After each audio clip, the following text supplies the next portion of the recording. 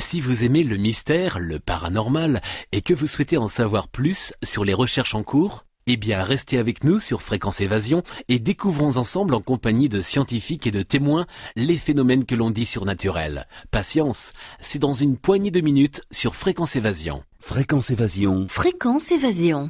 Dans quelques instants, la clé du mystère sur Fréquence Évasion, nous recevons aujourd'hui Franck Athème. À tout de suite. Fréquence Évasion, Midi-Pyrénées, Languedoc-Roussillon, Provence-Alpes-Côte d'Azur. Poussez vos coups de gueule en direct sur l'antenne. Composez le 09 79 35 29 60, le direct live de Fréquence Évasion. Vos messages seront diffusés chaque jour sur l'antenne. La crise, le pouvoir d'achat, le gouvernement et tout autre sujet d'actualité, c'est la libre antenne sur Fréquence Évasion 09 79 35 29 60. Coût d'un appel local est gratuit depuis une ligne internet.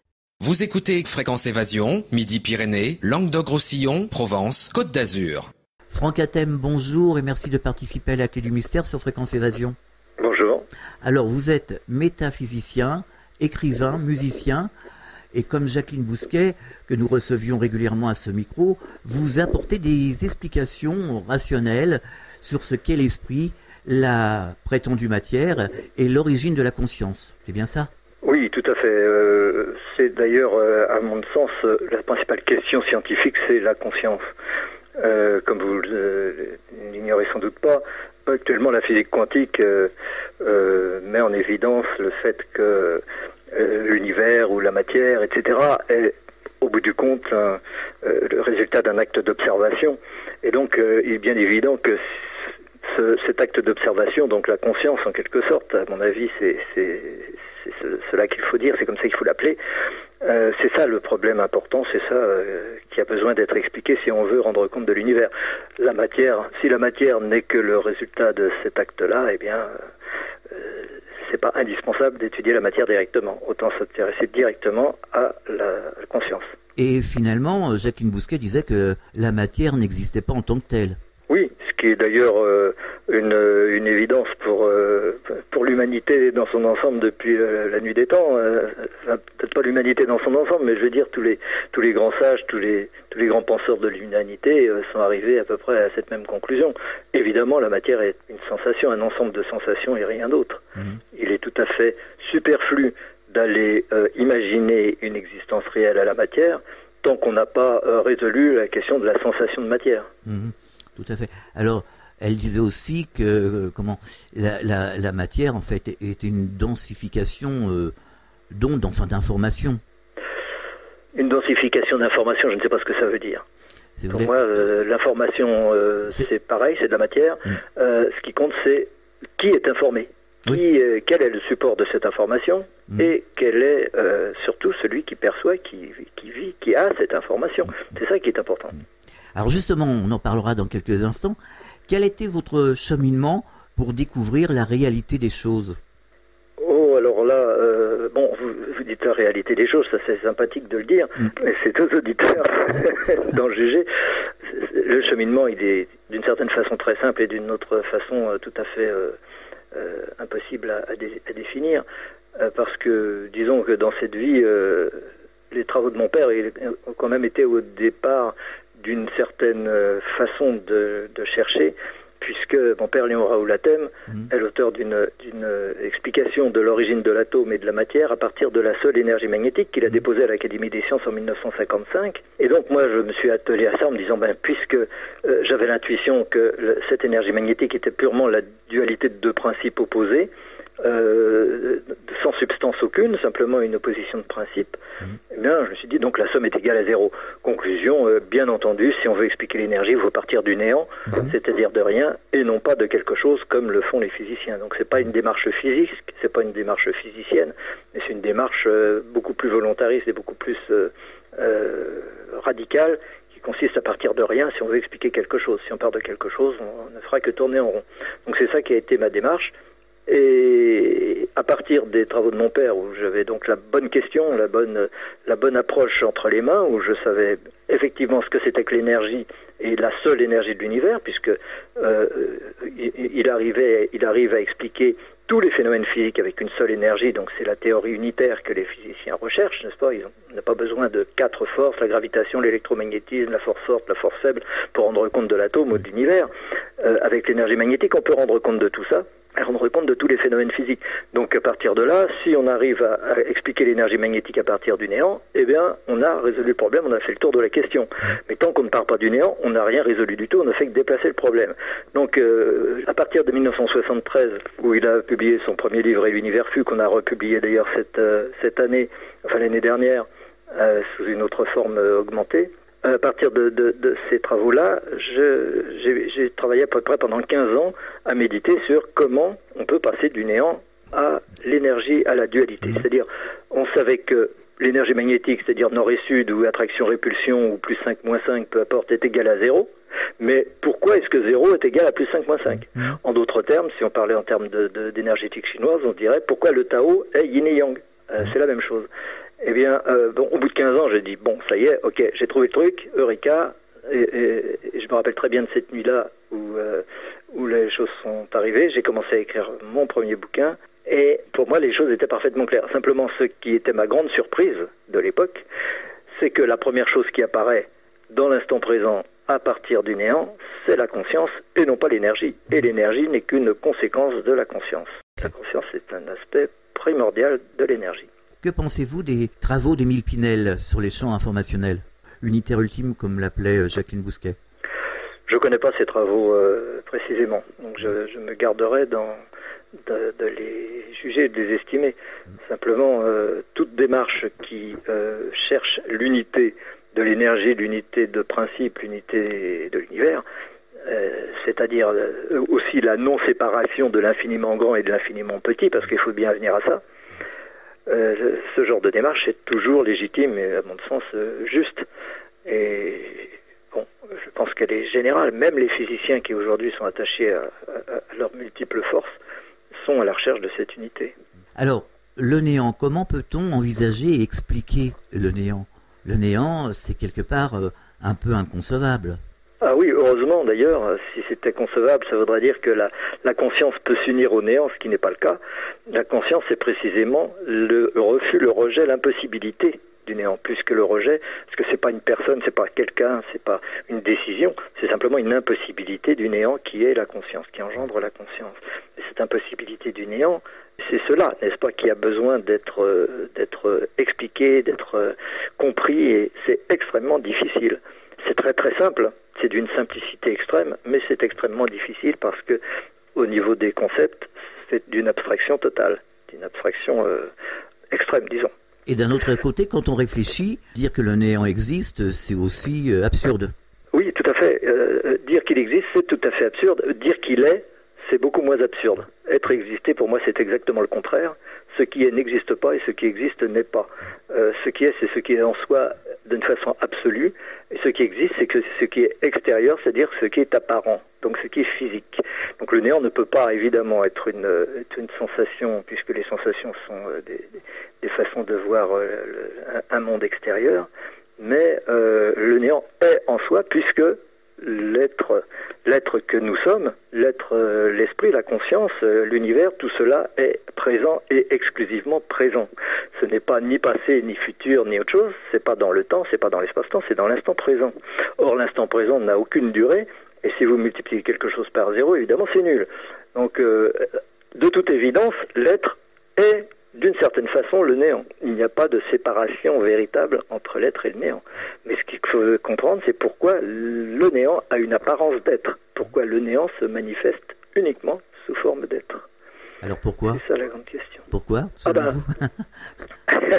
Je veux bien vous l'expliquer en 5 minutes. Ça va être très difficile en 5 minutes, c'est faisable. Essayez. Mais ça risque d'être un peu trop abstrait. Allez-y, on a le temps. Disons, pour simplifier, disons par exemple que le néant, c'est l'infinité de la nullité ou la nullité de l'infini. Mais là, en disant ça, on introduit déjà une dualité. C'est pas judicieux. Mais enfin, ça en donne une idée quand même. Il faut que le rien soit tout et que le tout soit rien. Ce qui est certain, c'est qu'il y a forcément un tout. Et entendez bien ce que je veux dire. Il y a forcément un tout. Que ce tout soit Dieu, que ce tout soit le néant, que ce tout soit la matière, que ce tout soit l'univers, que ce tout soit l'esprit, on s'en fout. Le fait qu'il y ait un tout est une nécessité absolue. Et c'est ça qui est la nécessité de base, la nécessité fondamentale. Il y a forcément un tout, et ce tout est nécessairement infini. S'il n'est pas infini, ça veut dire qu'il n'est pas tout. Donc l'infini est une nécessité, au même titre que le néant. Et c'est de là que tout va découler. L'infini est une nécessité absolue, et cela dit, l'infini ne peut pas être une réalité, ne peut pas être quelque chose d'effectif, justement parce que dire infini et dire infini quelque chose, ça n'a pas de sens. À l'infini, c'est forcément une tendance, une nécessité, mais ça ne peut pas être un état. Il n'y a pas d'état infini. Il n'y a pas d'esprit infini, l'esprit est toujours limité. Il n'y a pas de matière infinie, la matière est toujours pleine de limites. Il n'y a pas d'espace infini, ni rien de tout ça. Il y a simplement une potentialité, une nécessité que tout cela soit infini. On pourrait prendre aussi l'exemple des nombres. Évidemment, on se dit l'infini est un nombre. Non, l'infini n'est pas un nombre. L'infini est une potentialité, c'est une nécessité qui fait qu'il y a toujours, on peut toujours rajouter un nombre. Évidemment, il y a nécessité qu'il y ait une infinité de nombres. Mais on sait bien que personne n'est capable de dire, voilà, le nombre infini, c'est ça. Donc ça, c'est pour simplifier les choses et faire comprendre que l'infini est une nécessité, pas une réalité. Et c'est cette dualité-là qui est la dualité de l'énergie. C'est cette dualité entre le fait d'être nécessaire et le fait de ne pas pouvoir être. C'est là que se trouve le paradoxe du néant, le paradoxe qui va engendrer le paradoxe de l'être, et le paradoxe de l'existence, et le paradoxe de la vie. Nous ne sommes qu'un paradoxe ambulant, nous ne sommes rien d'autre qu'un paradoxe, la vie est un paradoxe. Je vous disais tout à l'heure, on est dans l'instant présent, et pourtant l'instant présent est nul. Alors qu'est-ce que ça veut dire? Est-ce que c'est pas un paradoxe énorme, ça, que de se dire, l'instant présent est nul, et pourtant je suis?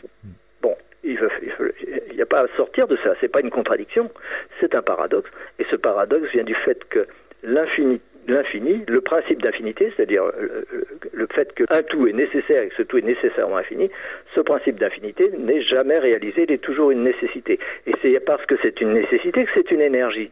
Alors c'est une énergie qui part de quoi? Eh bien qui part de tout. C'est-à-dire que pour que l'infini soit, il faut tout. Il faut toutes les limites. C'est-à-dire que pour que l'infinité des nombres existe, il faut que chaque nombre existe en quelque sorte. Vous comprenez ce que je veux dire? Oui, et donc, chacun d'entre nous, chaque être, chaque personne ou chaque brin d'herbe ou chaque particule atomique est une de ces limites, est un de ces nombres qui constituent l'infini. Et donc, chacun est absolument indispensable à cet infini. Et chacun est en opposition à chacune de ces autres réalités dans l'infini. Et c'est cela qui fait la conscience. La conscience, c'est le fait de ne pas être infini et donc d'être en opposition à tout le reste, à tous les autres, et avec ce sentiment, évidemment, d'être toujours au centre de l'infini. Chacun d'entre nous ait la sensation d'être au centre de l'infini parce que chacun d'entre nous est un refus, une impossibilité de l'infini, mais d'une certaine façon et à un certain niveau. Donc chaque particule est différente, chaque personne est différente, mais chacune est absolument nécessaire, comme chaque nombre est absolument nécessaire à l'infini. Vous pourrez pas enlever le 12, le 13 ou le 14 et que ce soit toujours l'infini. Non, il faut que tous les nombres y soient, et entre le 12 et le 13, vous avez aussi une infinité potentielle de nombres. Potentiel toujours. Mais chacun de ces nombres est indispensable, mais chacun de ces nombres est également unique. Il n'y a aucune raison d'avoir plusieurs fois le 12 ou plusieurs fois le 13. Donc vous comprenez en quoi le simple paradoxe de l'infini engendre le paradoxe de l'existence et tout le concret, toute la réalité de l'existence, où nous sommes en apparence une infinité de gens différents, d'êtres, de formes, qui toutes sommes confrontées les unes aux autres et en recherche de cet infini, car c'est bien ça, c'est bien ça un indice que ce raisonnement est juste, c'est que chacun d'entre nous est à la recherche de son infini. Chacun d'entre nous est l'être à la recherche de l'infini. Et s'il y a une évolution des espèces, une évolution des arbres, une évolution de ce que vous voulez, une évolution des planètes, de l'univers, c'est parce que tout cela est perpétuellement en recherche de cet infini. Nous sommes spirituellement à la recherche de l'infini, mais physiquement aussi. Et il n'y a que ça. C'est la seule énergie de l'univers, c'est la nécessité de l'infini, mais comme on ne peut jamais y être abouti, comme on ne peut jamais aboutir à cet infini, eh bien toutes les finitudes, toutes les limites existent, et donc toutes les formes de l'univers existent et sont toutes nécessaires les unes par rapport aux autres. Et c'est cela qui nous donne le sentiment d'être et d'être confronté, opposé à une infinité d'autres êtres, d'autres personnes, etc. Donc d'exister dans un monde multiple. Ce qui n'empêche pas que tout cela est dans l'instant présent et que c'est dans l'instant présent, nul et infini, que tout cela se passe. C'est pour que le néant soit que l'être est. Voilà.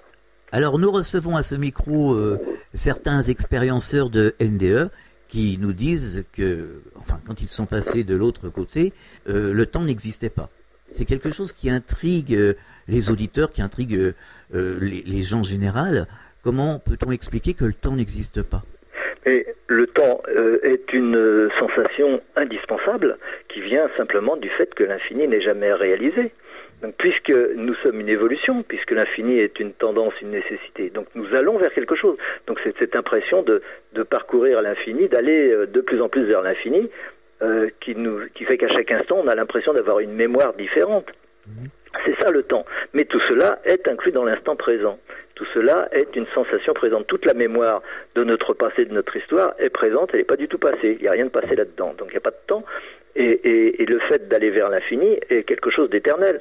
On ne sera jamais infini. Donc on ressent perpétuellement la nécessité d'être infini, c'est-à-dire la nécessité d'inclure en soi une plus grande part de l'infini, donc d'aimer davantage le monde, d'intégrer davantage le monde, l'univers qui nous entoure, l'amour étant la manifestation de l'énergie, lorsqu'elle est limitée par l'impossibilité d'aboutir à l'infini.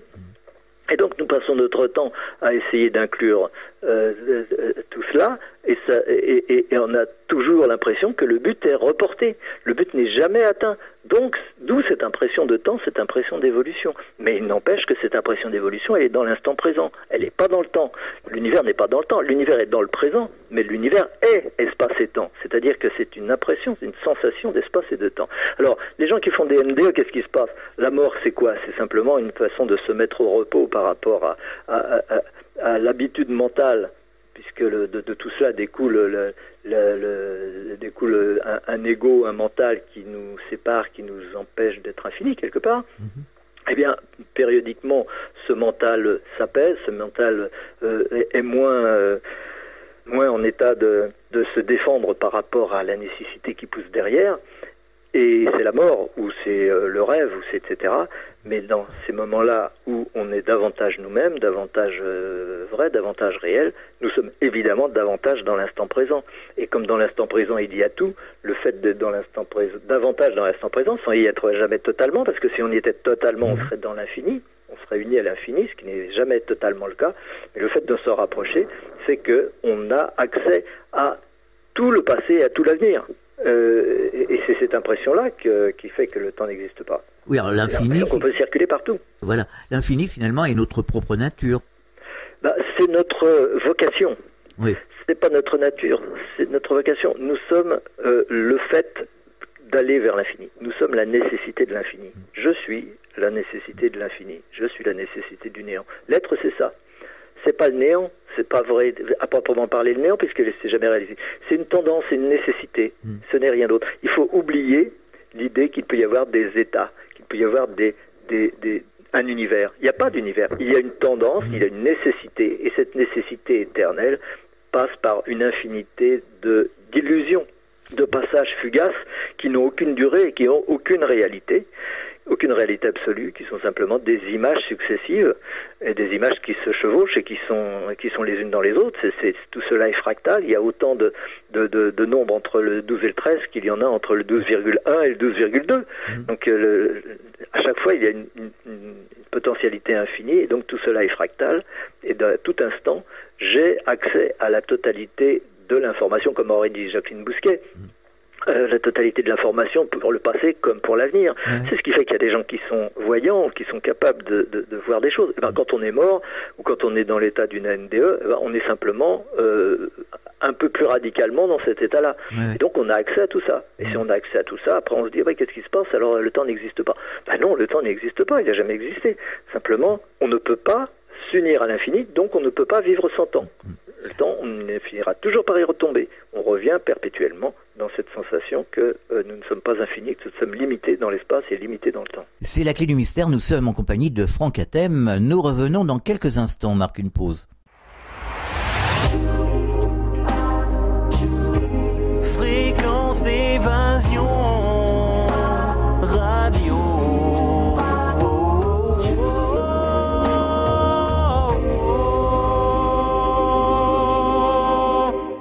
Nous sommes de retour sur Fréquence Évasion pour la dernière partie de la Clé du Mystère, toujours en compagnie de Franck Hatem. Jacqueline Bousquet disait cette vie n'existe pas en tant que telle, nous la rêvons. Elle disait même c'est plutôt un cauchemar qu'un rêve. Oui, ça chacun voit à sa façon. Mais oui, évidemment, c'est un rêve. La question étant de se dire de qui est-ce le rêve. Et là, la réponse elle est simple, c'est un rêve en soi. Il n'y a pas quelqu'un, il n'y a pas un être dont c'est le rêve. Il y a simplement une impossibilité d'être infini qui fait qu'on est relatif. Et en étant relativement, on vit tout un tas de choses. Bon, après, que ce soit agréable ou pas, c'est une autre affaire. Mais certainement, comme dit mon père, l'univers est merveilleux à condition de le comprendre. Tant qu'on ne comprend pas ce qu'on fait là, qu'on ne comprend pas à quoi ça sert, qu'on ne comprend pas si l'univers est matière, ou si c'est esprit, ou si c'est une réalité, ou si c'est une abstraction, ou si c'est ceci ou cela, ou si je suis mon mental, ou si je suis autre chose que mon mental, ou si le temps existe, ou si le temps n'existe pas, tant qu'on est à se battre avec des questions métaphysiques comme celle-là, qui sont justes, qui sont légitimes, on ne peut pas apprécier correctement l'univers et l'apprécier à sa juste valeur et savoir ce qu'on fait là. Et donc, il y a une souffrance qui s'impose. Alors, si on veut lutter contre la souffrance, il y a une seule façon, c'est la sagesse, c'est la compréhension. C'est ce qu'ont toujours dit les grands sages de l'humanité. Hein. Le but de l'être et le but de la philosophie, c'est d'être heureux. Pour être heureux, qu'est-ce qu'on fait? On essaye de comprendre l'univers. De là, y arriver, c'est une autre affaire. Mais en tout cas... si on veut que l'univers soit plus merveilleux qu'on ne le ressent, c'est pas l'univers qu'il faut changer, c'est notre façon de le percevoir. Oui, tout à fait. C'est vrai que quand on ouvre son poste de télévision à 20h, c'est plutôt un cauchemar. Hein, mais on est dans une co-création, puisqu'on est tous ensemble, finalement. Hein. On dépend tous les uns des autres. Oui, on dépend tous les uns des autres. Il y a un seul principe créateur, cela dit. Il y a un seul principe créateur que nous partageons. Hein. Oui. Et chacun est une façon de se limiter. Donc chacun vit un univers différent. L'univers que je vis, c'est moi. C'est pas un univers que je crée à proprement parler. Je le crée dans la mesure où les limitations que je donne à Franck sont les limitations qui impliquent un certain monde. Franck vit un certain monde, il est à un certain endroit, il est né à un certain endroit, il va mourir à un autre, il aime bien telle couleur, telle chose. C'est les limites d'un ego. Ouais.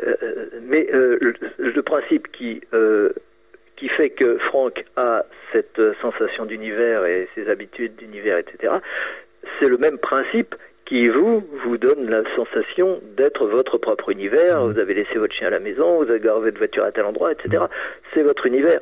Mais créer, c'est pas vraiment à proprement parler le vrai terme, parce qu'il y a aucun de ces univers qui soit véritablement réel. On n'a jamais rien créé en réalité. On ne fait que empêcher l'infinité de la conscience, et en empêchant l'infinité de la conscience, on lui donne des limites, et en lui donnant des limites, on lui donne une forme. Et c'est cette forme dont chacun est comptable, même si c'est pas volontaire, c'est nécessaire. Ce n'est pas volontaire, c'est une volonté inconsciente. Chacun est obligé d'être un destin. Oui, on est roi dans notre royaume. Oui, finalement. Évidemment, puisque notre royaume n'est partagé en réalité avec personne. Alors, comment peut-on envisager les multidimensions? On parle beaucoup de monde multidimensionnel.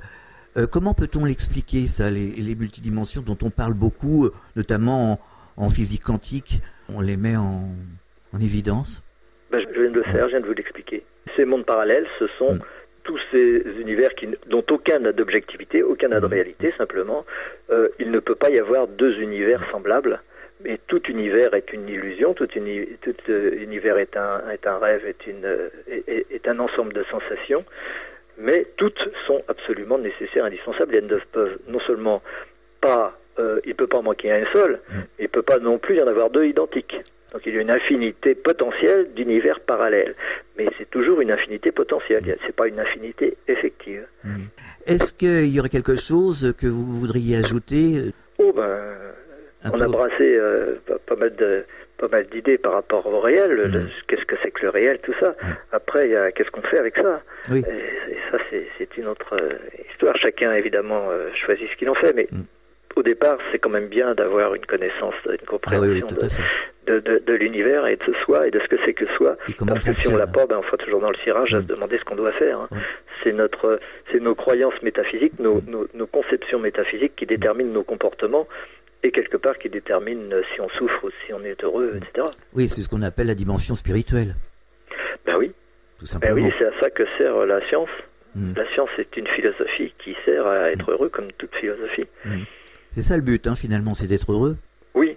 Le problème, c'est qu'aujourd'hui, on utilise plutôt la science pour le pouvoir ou pour la confirmation de l'ego, ce qui n'est pas la meilleure façon d'être heureux. Est-ce que vous avez des projets ? J'écris beaucoup. Des projets, j'en ai 10 000. Maintenant, mes projets dépendent exclusivement de l'audience, de ce que j'enseigne, de ce que je dis. Parce que, pour l'instant, je ne joue pas mon rôle, mais je le jouerai à partir du moment où on commencera à s'ouvrir un peu à ce genre de conception. C'est en train de venir, petit à petit, la physique, les sciences se rapprochent de ces concepts-là. Mais bon, avec des détours et des façons, des approches épistémologiques tellement erronées que encore pour un bout de temps, si on attend de leur part une reconnaissance. Donc c'est pas ça la question. La question est que chaque personne qui se pose des questions se dit il y a une solution, il y a une explication, à moi d'aller voir si elle me convient et de voir si je peux l'utiliser et si elle me satisfait mieux que les explications Big Bang et autres que j'ai eues jusqu'à présent. Et c'est de ça que dépendent mes projets. Parce que s'il y a cette demande, s'il y a cette envie qui existe au fond de chacun de nous, mais chacun la met un couvercle dessus parce qu'il se dit jamais on connaîtra, jamais on comprendra, jamais on saura d'où on vient, etc. Moi je dis si, bien sûr. On est fait pour ça, on l'a toujours su, mais on met un couvercle égotique, on met un couvercle mental pour s'empêcher de savoir les choses parce que ça remet en cause tout un tas de choses auxquelles on est attaché au niveau de l'ego, etc. Donc tout dépend de l'envie d'un nombre de gens, d'un certain nombre de gens à vouloir se dire je prends ça et je vais en faire quelque chose. Et ça c'est bon pour l'instant on en est toujours à écrire des choses, à écrire des livres, à faire des émissions de radio ou quoi pour essayer de sensibiliser un peu les gens à ce dont ils ont le plus besoin au fond d'eux. Est-ce que vous pensez que la physique quantique va faire évoluer les choses ? Écoutez, moi ce que je trouve c'est que la physique quantique petit à petit se rapproche de ce que les grands sages ont dit depuis toujours et quand elle aura vraiment abouti, elle dira strictement ce que les grands sages ont dit depuis toujours. Pour l'instant elle n'en est pas encore tout à fait là, mais ça vient. La meilleure preuve c'est qu'on attribue le terme quantique à la médecine, à des psychologies, à tout ce qu'on veut, qui sont en fait ce qui a été fait, enseigné depuis la nuit des temps. Il suffit de chercher un peu pour se rendre compte de ça. Donc la physique quantique, évidemment, elle fait avancer puisqu'elle donne une légitimité scientifique, entre guillemets, même si c'est pas aussi scientifique qu'on le prétend, une légitimité par rapport au public et par rapport à sa reconnaissance dans les médias et les prix Nobel et tout ça. Donc oui, ça apporte une ouverture à certains qui se disent quand même aujourd'hui dire que tout est esprit c'est plus complètement stupide, c'est plus complètement absurde. On s'en rapproche petit à petit, mais on en est encore très loin parce que la physique quantique n'est jamais qu'une description physique, une tentative de description physique des choses et de l'atome, etc. Et en tant que tel, ce n'est absolument pas une métaphysique. Il n'y a aucune métaphysique dans le quantique puisque la physique quantique ne s'intéresse qu'aux effets et pas du tout aux causes. Comme d'habitude. Il ne s'intéresse absolument pas à la cause de l'univers, il s'intéresse simplement à le décrire. Et donc c'est de la physique, ça reste de la physique. Et en tant que tel, ça n'est pas propre à donner une direction spirituelle aux gens, donc ça s'oppose à une véritable évolution. Mais c'est pas négatif pour autant. Non. Simplement, c'est dans le cadre d'une approche égotique et d'une approche mentale de l'univers, alors que l'univers n'est pas mental. Donc, tant qu'on ne sort pas du mental, il n'y a pas d'évolution réelle. Est-ce que vous avez l'impression que, à travers vos conférences ou les rencontres avec les gens en général, les choses avancent et on voudrait s'extraire un petit peu de cette pensée unique, de ce marasme, un peu de ces dogmes. La religion aussi nous a quand même, quelque part, pas mal plombé, les religions. Comment réagissent les gens quand vous êtes en conférence ? Aujourd'hui, il y a quand même une ouverture d'esprit différente. Je me rappelle il y a 20 ans, quand je disais qu'on venait du néant, ou que l'univers était purement spirituel, ou que l'infini était forcément égal à 0 et donc il ne peut pas y avoir d'être infini ou de conscience infinie. Bon, il y a des gens qui ne supportaient pas ça. Tout ce qui remettait en cause l'ego, ça provoquait souvent des réactions violentes ou des réactions de rejet. Aujourd'hui, moins, beaucoup moins même. Simplement, il y a un certain côté blasé qui fait que on a l'impression parfois qu'on dit ça autre chose, c'est toujours pareil. Et beaucoup de gens ont renoncé à comprendre, beaucoup de gens ont renoncé à savoir tout ça. Mais enfin bon, c'est pas non plus général. Ils ont renoncé à beaucoup de choses d'ailleurs. Hein. Oui, oui. Je sais pas si on parle des mêmes choses, mais en général. Il faut dire qu'on nous a tellement dit, tellement affirmé que c'était impossible à comprendre. On nous a tellement enseigné la théorie du Big Bang qui est complètement absurde, ou fait croire que la science pouvait avancer grâce aux mathématiques et fait d'ajouter des équations les unes aux autres. On nous a tellement fait croire ça que les gens s'imaginent que la science ou la connaissance est l'affaire de spécialistes et que de toute façon on ne connaîtra jamais, qu'il y en a encore pour 10 000 ans avant d'avoir la moindre connaissance de l'univers, alors que c'est pas vrai du tout. C'est à portée de main et chacun peut en disposer du jour au lendemain. C'est simplement une ouverture un peu différente d'esprit qui consiste à pas se dire je suis mon conscient, mais en réalité je suis beaucoup plus mon inconscient que je ne suis mon conscient. Et ça encore, c'est déjà difficile à admettre. Tout à fait d'accord avec vous. Alors, vous avez un site internet, c'est www.atem.com.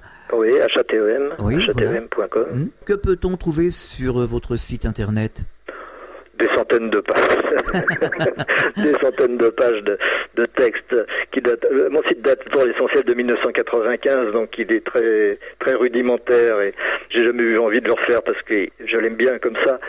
Il y a plein de couleurs, il y a plein de textes à n'en plus finir, mais tous sont utiles. Il y a tellement de choses à dire. Il y a tellement d'aspects de la question que c'est normal qu'il y ait autant de choses à dire. Mais enfin, on peut s'y perdre néanmoins en passant d'une page à l'autre. Des vidéos, des conférences, on peut trouver Oui, il y a de toute façon sur YouTube ou sur ailleurs. Enfin, si on fait Franck Atem sur Google ou autre chose, on trouvera des tas de choses. Et puis il y a des vidéos, 20 ou 30 vidéos disponibles. Mon père aussi d'ailleurs, et il a une vingtaine ou une trentaine de vidéos. Léon Raoul Atem en l'occurrence. Oui, j'en ai vu une d'ailleurs. Oui. Il faut fouiller. Donc on peut aussi y acheter des livres, évidemment. Oui. On peut alors donc on trouve vos ouvrages, oui.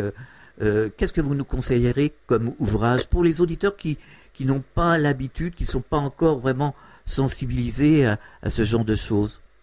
C'est clair que les livres les plus faciles sont des livres qui mettent cette théorie en pratique, sur le plan psychologique, sur le plan de la pensée créatrice, sur le plan de la spiritualité, tout ça. Là, c'est facile, mais ça ouvre quand même à la compréhension.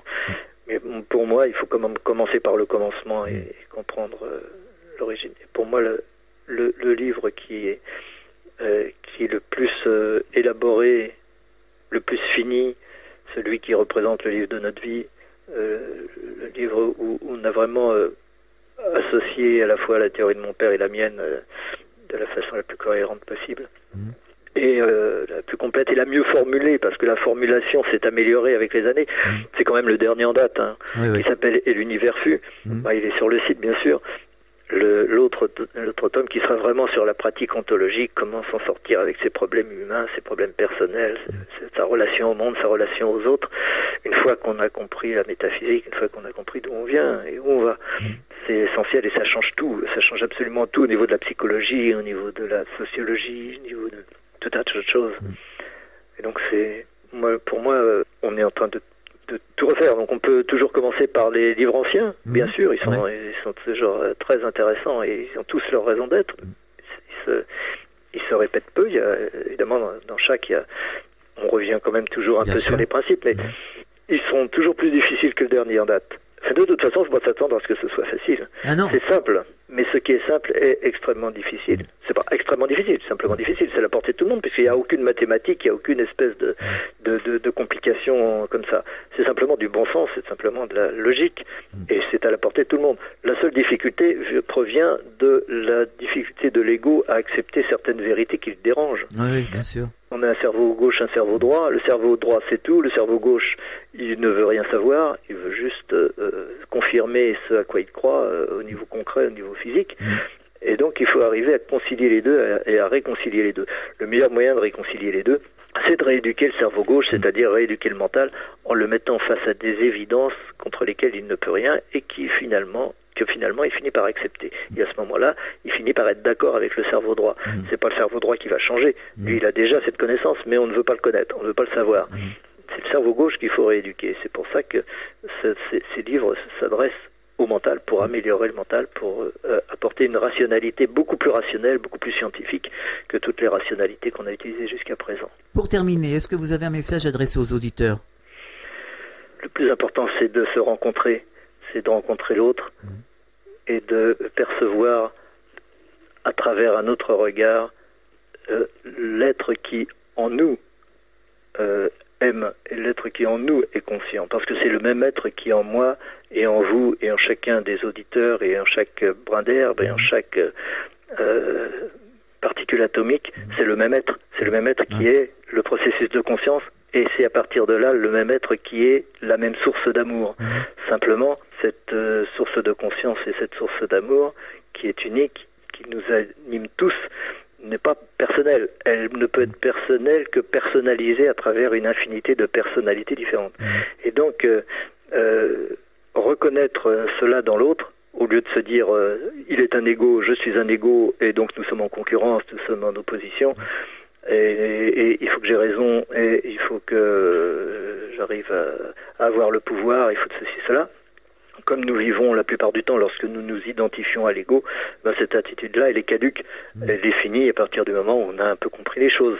Donc moi, je m'attends à ce que nous changions de civilisation et nous changions de monde dans un avenir relativement proche. Mais en tout cas, ça se fera, ce changement de dimension, avec ceux qui veulent bien, c'est-à-dire ceux qui veulent bien se dire face à l'autre, bon, je ne suis pas là pour défendre mes limites, je suis là pour trouver à travers l'autre mon infinité. Tout à fait. Et je pense que les choses s'accélèrent, heureusement. Eh bien oui, elles s'accélèrent, c'est normal. C'est le même processus que l'accélération de l'énergie magnétique. 2 fois moins de distance, 4 fois plus d'attraction, et nous nous rapprochons éternellement du but. Et c'est donc nous accélérons toujours notre évolution. Merci Franck Hatem d'avoir participé à la Clé du Mystère sur Fréquence Évasion, et à très bientôt sur cette antenne, j'espère. Merci beaucoup, c'était vraiment un grand plaisir, et je vous souhaite beaucoup de lumière. Pour vous aussi, et bon courage, à bientôt. Merci, au revoir. Fréquence Évasion.